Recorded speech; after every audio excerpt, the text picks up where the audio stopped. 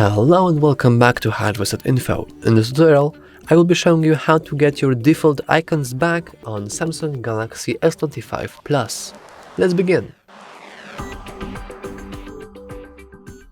Now, getting here is really simple, because right now, as you can see, we have these pink hearts, and I'm a man.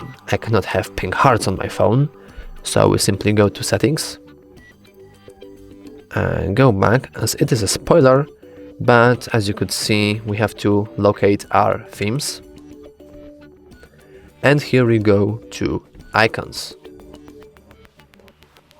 As you can see, if we go right here, we can see all those different free options. However, none of these are actually the base ones. So in order to actually get back, we can go to the menu and click My Stuff. Here we go to icons, and we have all our different icons or themes or whatever that we have downloaded in the past. So we simply click the first option, default, we click apply, and after a while our phone should be back to normal. And as you can see, we no longer have any weird hearts. If you found this video helpful, please remember to like and subscribe. Thanks for watching.